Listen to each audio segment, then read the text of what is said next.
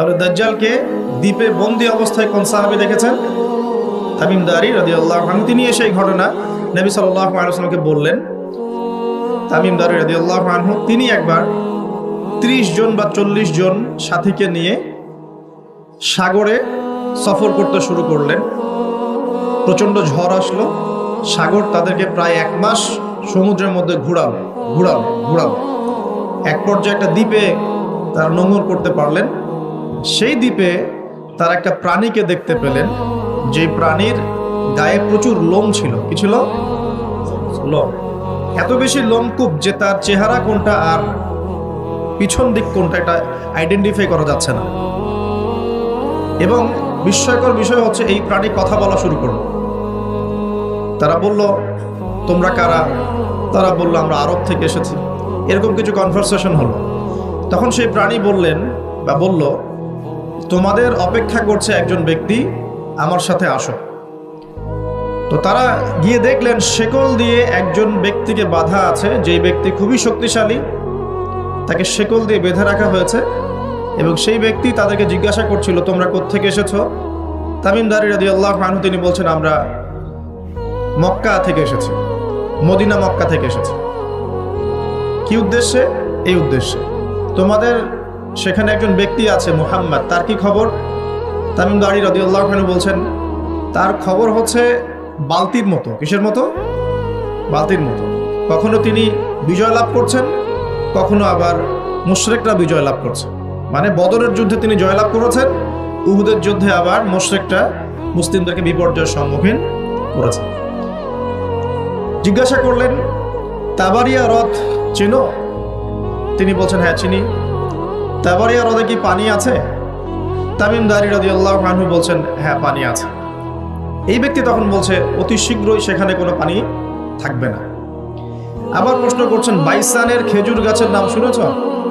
তামিম দারি বলছেন, শুনেছে। সেখানে কি খেজুর আছে? তামিম দারি বলছেন, প্রচুর খেজুর আছে। এই ব্যক্তি বলছে যে অতি সত্বর সেখানে কোনো খেজুর থাকবে না। এরকম কিছু কথা বলার পরে তামিম দারি তাকে জিজ্ঞাসা করলেন, আপনি কে?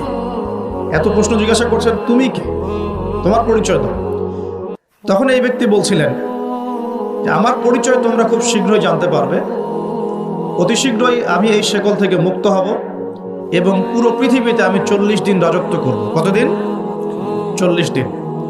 তবে মক্কা এবং মদিনায় আমি প্রবেশ করতে পারবো না, কারণ সেখানে প্রবেশ করতে ধরলেই দেখা যাবে আল্লাহর ফেরেশতারা খোলা তরবারি হাতে মক্কা মদিনা পাহারা দিচ্ছে।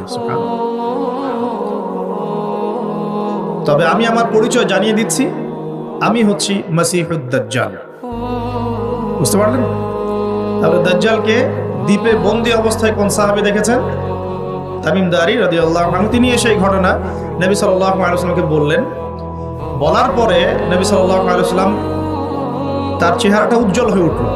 তিনি মিম্বরে দাঁড়িয়ে বললেন, আমি কি তোমাদেরকে বলিনি এইরকম একটা সত্তার কথা, এমন একটা ভয়ঙ্কর ফিতনার কথা, মসিহুদ দাজ্জালের কথা? সাহাবীরা বললেন, হ্যাঁ আপনি বলেছিলেন।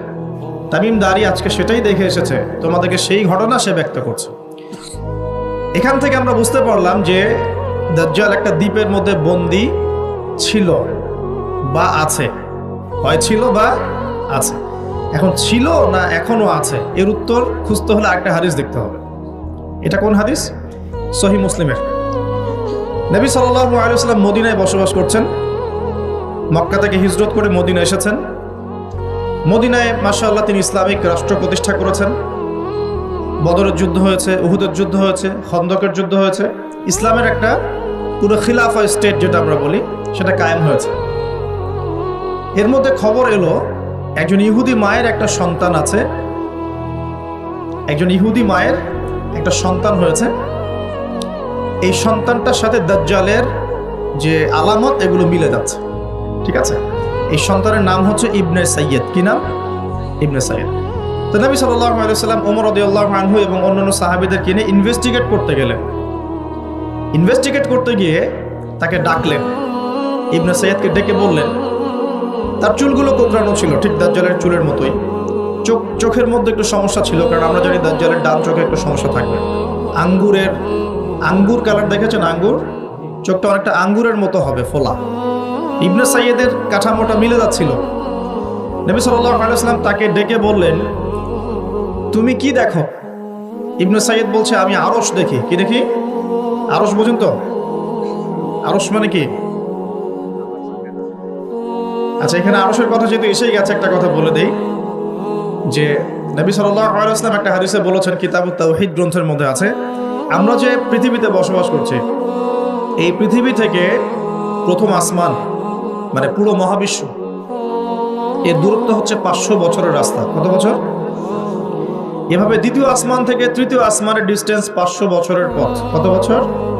এভাবে চতুর্থ, পঞ্চম, ষষ্ঠ, সপ্তম, এই 7 আসমানের প্রত্যেক আসমানের ডিস্টেন্স হচ্ছে 500 বছরের রাস্তা। এর উপরে আছে কুরসি। কি আছে?